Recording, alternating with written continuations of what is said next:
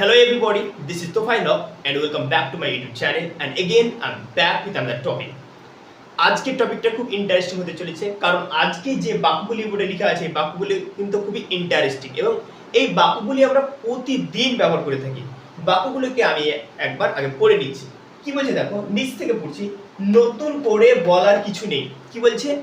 নতুন করে বলার কিছু নেই। একদম খুব সুন্দর একটা বাক্য। আমাকে অবিশ্বাস করার কিছু নেই। আমাকে অবিশ্বাস করার কিছু নেই। এটা মুখস্থ করার কিছু নেই। এটা মুখস্থ করার কিছু নেই। মানে এই বাক্যটা যে বললাম এটা মুখস্থ করার কিছু নেই। এই বাক্যটা বলে আমরা এটাই বলতে চাইলাম যে মুখস্থ করার বিষয়টা খুব সিম্পল, মানে মুখস্থ করাটা খুব সহজ। সেই বিষয়ের জন্য এইরকম ধরনের বাক্যটা বললাম যে এটা মুখস্থ করার কিছু নেই। ইট মিনস কি এটা খুব সহজ, রাইট? কিছু দেওয়ার নেই, কিছুই খাওয়ার নেই, কিছুই বলার নেই।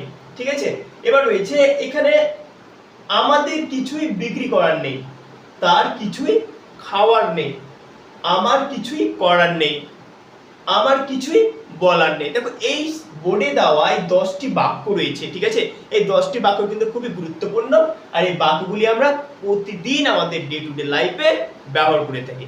তো আজকে আমরা এই বাক্যগুলিকে ইংরেজিতে ট্রান্সলেট করব এবং জানবো যে কি এই বাক্যগুলিকে কিভাবে ট্রান্সলেট করতে হয়।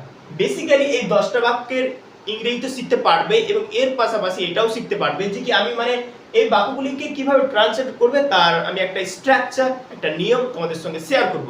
সো এই 10টা বাক্য শেখার পাশাপাশি তোমরা এটাও শিখতে পারবে যে এরকম ধরনের বাক্যগুলিকে কিভাবে ট্রান্সলেট করতে হয় এবং আগে কি করবে তোমরা নিজে থেকে এরকম ধরনের বাক্য তৈরি করতে পারবে। Okay, so stay connected with me till the end and let's get started, right? Okay, তো এখানে দেখে নাও আমার কিছুই বলার নেই। ওকে, তো এই যে এখানে কি বলছে আমার কিছুই বলার নেই, তো এই বাক্যটাকে ইংরেজিতে কিভাবে ট্রান্সলেট করব? দেখো এটার একটা ফর্মুলা রয়েছে।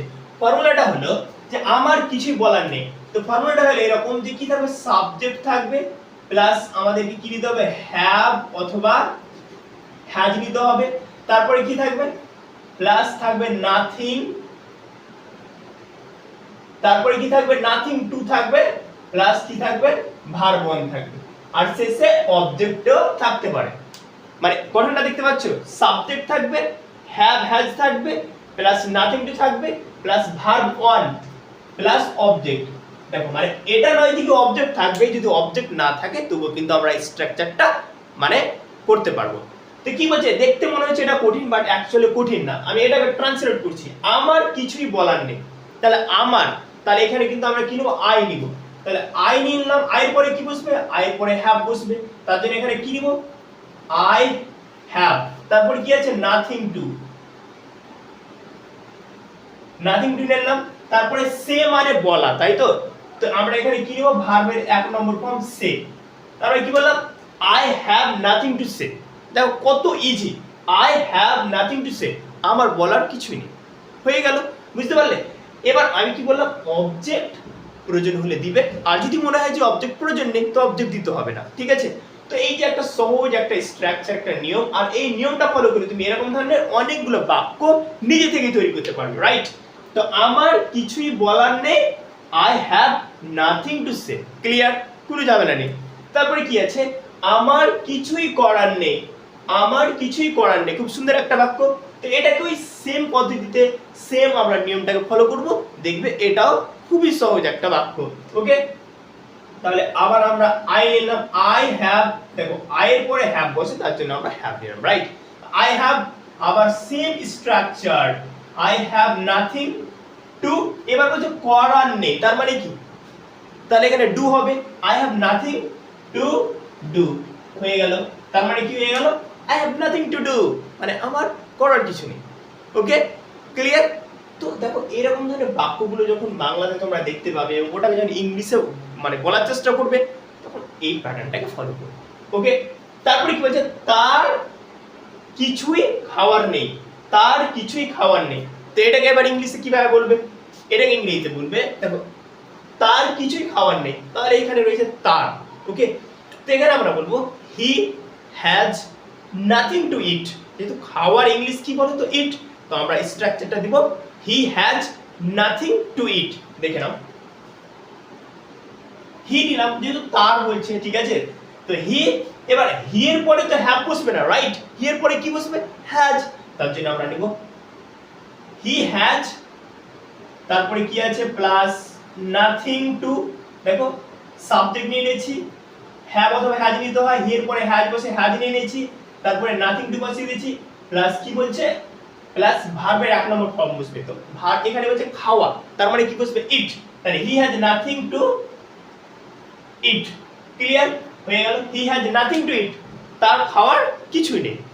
ক্লিয়ার, তাহলে এই পদ্ধতিতে আমরা এই বাক্যগুলোকে ট্রান্সলেট করব, এই ফর্মুলাটাকে ফলো করব এবং আমরা নতুন করে আরো বাক্য তৈরি করতে পারবো। রাইট, আমাদের কিছুই বিক্রি করার নেই, আমাদের কিছুই বিক্রি করার নেই। তো এই বাক্যটা কিভাবে ট্রান্সলেট করবে, তাহলে উই দিয়ে দিলাম এখানে, উই এর পরে কি বসে হ্যাভ বসে, উই হ্যাভ, কি বসবে nothing to, we have nothing to, বিক্রি করা ইংলিশ কি সেল, তাহলে we have nothing to sell. Clear, তাহলে হয়ে গেল আমাদের বিক্রি করার কিছু নেই, we have nothing to sell, আমাদের কিছুই বিক্রি করার নেই। ক্লিয়ার, ওকে। সো আমরা দেখতে পেলাম যে এই বাক্যটাকে খুব সহজভাবে কিন্তু আমরা ট্রান্সলেট করে নিলাম, আমাদের কিছুই বিক্রি করার নেই, we have nothing to sell. দেখো এই স্ট্রাকচারটা, এই নিয়মটা ফলো করে এই বাক্যটাকে খুব সহজ সরলভাবে আমরা ট্রান্সলেট করলাম। তাহলে আমরা একটা স্ট্রাকচার নাথিং দিয়ে কিভাবে বাক্য তৈরি করতে হয় পেয়ে গেলাম, এবং আশা করি এরকম ধরনের বাক্য যখন তোমরা তৈরি করবে, এই নিয়মটা ফলো করবে, তোমরা ঠিক পেরে যাবে। এবার এখানে কি রয়েছে দেখো, এখানে তো আমরা সাবজেক্ট পেলাম তাই না, আই সাবজেক্ট রয়েছে, হি সাবজেক্ট রয়েছে, উই সাবজেক্ট রয়েছে, রাইট। বাট এখানে কি বলছে, কিছুই বলার নেই। ঠিক আছে, কি বলছে, কিছুই বলার নেই, কিছুই খাওয়ার নেই। এখানে কিন্তু কোনো সাবজেক্ট নেই, সাবজেক্ট আছে কিছুই বলার নেই, এখানে কোনো সাবজেক্ট নেই। তো যখন কোনো সাবজেক্ট থাকবে না তখন তার স্ট্রাকচারটা কেমন হবে আমি আর বলে দিচ্ছি। দেখো কিছুই বলার নেই, ঠিক আছে, এটাকে আমরা দুটো স্ট্রাকচারে বলতে পারি। কটা? দুটো স্ট্রাকচার। যেমন করে আমরা বলতে পারি, একটা স্ট্রাকচার হলো কি বলতো,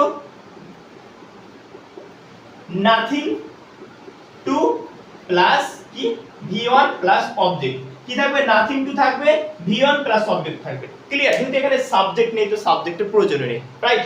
তো nothing to plus v1 plus object. তো এর আমি উদাহরণটা আগে দেখিয়ে দিই, এটা আমি কি বলবো, কিছুই বলার নেই, তার মানে কি বলবো, দেখো নাথিং টু কোথায় বসবে, নাথিং টু দিয়ে দিলাম, নাথিং টু প্লাস ভার্বের এক নম্বর ফর্ম, তাহলে নাথিং টু সে, অবজেক্ট যদি প্রয়োজন হয় তাহলে নিবে, আর যদি মনে হয় যে প্রয়োজন নেই তো নিতে হবে না। নাথিং টু সে, কিছুই বলার নেই, হয়ে গেল। ক্লিয়ার হলো, তার মানে আমরা এইরকম ধরনের, মানে যদি সাবজেক্ট না থাকে তো আমরা এই স্ট্রাকচারটাকে ফলো করব। ঠিক আছে, মানে স্পেশালি প্যাটার্নটাকে দেখে নাও, কিছুই বলার নেই, কিছুই খাওয়ার নেই, কিছুই দেওয়ার নেই, মানে এরকম ধরনের সেন্টেন্সগুলোকে আমরা এটা স্ট্রাকচার ফলো করব, নাথিং টু প্লাস ভার্বের এক নম্বর ফর্ম প্লাস অবজেক্ট। ক্লিয়ার, তাহলে যেমন দেখে নাও নাথিং টু সে, কিছুই বলার নেই। ঠিক আছে, আমরা একটা দেখতে পেলাম। এবার এই বাক্যটাকে আরেকটা পদ্ধতিতে, আরেকটা ফর্মুলাতেও আমরা করতে পারি, যেটাতে কোনো সমস্যা নেই, ওটাও কিন্তু খুব ভালো একটা ফর্মুলা, রাইট। যেমন আমরা দেয়ার দিয়ে করতে পারি, তাহলে কি দিলাম, দেয়ার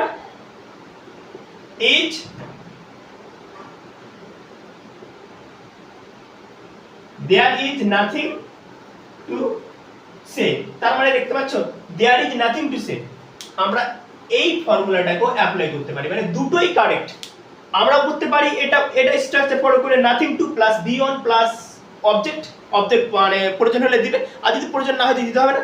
আর এছাড়াও আমরা এই যে দেয়ারসটাকে আমি মানে কন্ট্রাকশন ফর্মে দিয়ে দিচ্ছি, দেয়ার ইজ আছে তো দেয়ারস করে দিচ্ছি, ঠিক আছে, তাহলে ভালো হবে বলতে।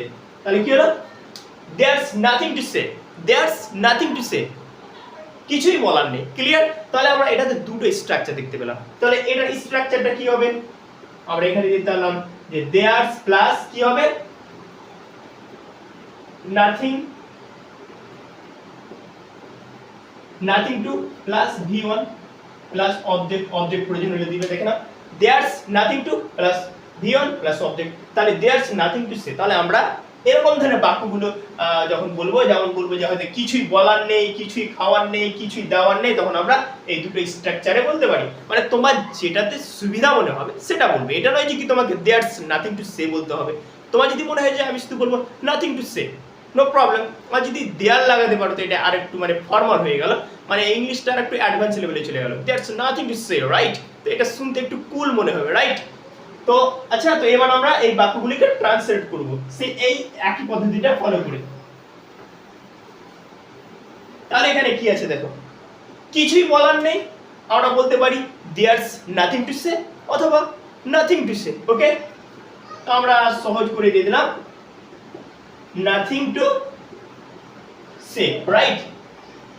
কিছুই খাওয়ার নেই, কি দিব, একদম সহজ, nothing to it, clear.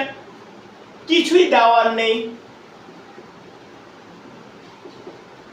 Nothing to give, clear. So basically আমি যেটা তোমাদের সঙ্গে শেয়ার করতে চাইছি যে তোমরা সেন্টেন্স তৈরি করা স্ট্রাকচার গুলো, নিয়মগুলোকে ফলো করো। কারণ তোমরা যদি নিয়ম ফলো করো, নিয়মটাকে বুঝে যাও, তাহলে তোমরা নিজে থেকেই বাক্য তৈরি করতে পারবে, তাহলে অসুবিধা হবে না, রাইট। আর প্রত্যেকটা সেন্টেন্স মানে এক একটা সেন্টেন্স বানানোর কিন্তু এক একটা স্ট্রাকচার থাকে, যে এরকম ধরনের বাক্যগুলো এইভাবে তৈরি করতে হয়। তো প্যাটার্নটাকে বোঝার চেষ্টা করো, ফলো করার চেষ্টা করো, দেখবে মানে ইংরেজি শেখা একদম সহজ হয়ে যাবে। ওকে, এবার কি আছে, এটা মুখস্থ করার কিছু নেই, ওই একই পদ্ধতি। তো আমরা এখানে দিতে পারি যে nothing to memorise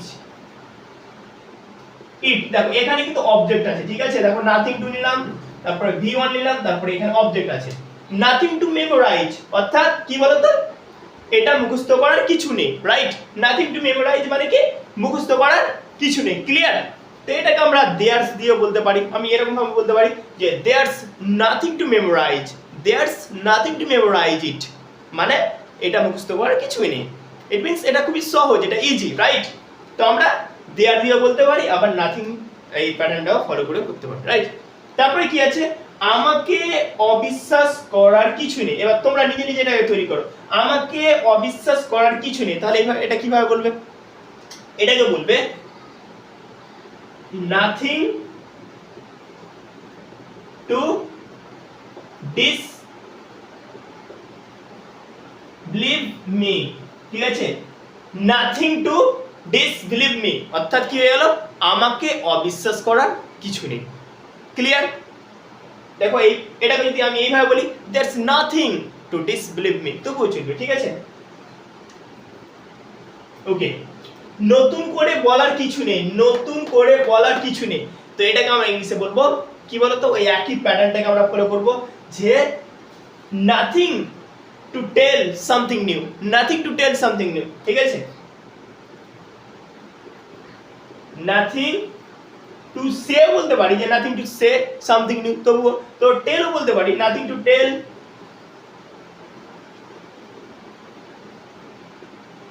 something new, হলো। তার মানে এটা মানে হলো nothing to tell something new, new, nothing to tell something new, অর্থাৎ এর অর্থ হলো নতুন করে বলার কিছু নেই। তো আশা করি তোমরা এই প্যাটার্নটা দেখে বুঝতে পারছো যে আমি এখানে বেসিক্যালি তিনটে স্ট্রাকচার শেয়ার করেছি, ঠিক আছে। আমি একটু রিক্যাপ করে নিই। একটা এটা স্ট্রাকচার যে মানে যেটাতে সাবজেক্ট থাকবে, দেখো সাবজেক্ট আছে, আর একটা উইদাউট সাবজেক্ট যেটাতে সাবজেক্ট থাকবে না। এটাকে মানে দুই রকম ভাবে করা যায়, কি থাকবে যে মানে একটা থাকবে এরকম যে একটা থাকবে nothing to plus V1 plus object, আর একটা থাকবে কি বলতো দেয়ার্স নাথিং টু, মানে একটা থাকবে there's plus nothing to plus V1 plus object, ঠিক আছে। মানে আমি বেসিক্যালি দুটো স্ট্রাকচার তিনটে স্ট্রাকচার শেয়ার করেছি। এটা একটা যেটাতে সাবজেক্ট থাকবে, আমরা এটা প্যাটার্ন ফলো করব, আর যেগুলোতে সাবজেক্ট থাকবে না তখন আমরা এই দুটোর মধ্যে যে কোনো একটা প্যাটার্ন ফলো করতে পারি। আশা করি এই ভিডিওটি দেখার পর তোমরা অবশ্যই একটা মানে সেন্টেন্স তৈরি করার নতুন পদ্ধতি শিখতে পারলে। Okay, so thanks for watching this video. Video যদি ভালো লাগে তো অবশ্যই একটা লাইক করুন।